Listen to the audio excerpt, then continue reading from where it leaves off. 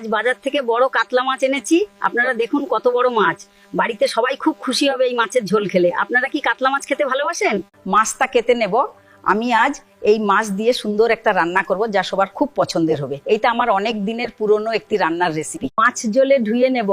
আমার রান্নাঘরের সাধারণ রান্নায় আমাকে খুব কাচ্চি আমগুলো জলে ধুয়ে পুড়িয়ে নেব। এই আমগুলো ভীষণ মিষ্টি আর সুন্দর। আমি এখন এগুলোকে ভালো করে ধুয়ে নিচ্ছি, যাতে এরপর সেগুলোকে সুন্দরভাবে পুড়িয়ে নিতে পারি। আমি টমেটো, পেঁয়াজ আর লঙ্কা পুড়িয়ে নেব।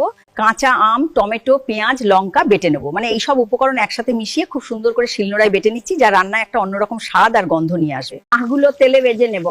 এইভাবে আরো কিছুক্ষণ ভাজা হলে মাছগুলো সুন্দর করে সিদ্ধ হয়ে যায়। মশলাতে একটু নুন আর চিনি দেবো। রান্নাটা তাতে আরো সুস্বাদু হবে আর স্বাদটাও একদম ঠিকঠাক আসবে। সবসময় পরিমাপ মতো নুন চিনি দিলে খাবারের স্বাদটাই বদলে যায়। এখন মশলা আর মাছটা ভালো করে কষে নেব, যাতে স্বাদটা পুরো ভেতরে ঢোকে।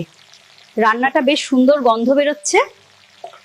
এবার একটু জল দিয়ে ফুটিয়ে নামিয়ে নিলেই তৈরি হয়ে যাবে কাঁচা আম পোড়া কাতলা, যা গরম ভাতে সবচেয়ে বেশি সুস্বাদু আর স্বাদের সাথে আনন্দ করে খাওয়া যাবে।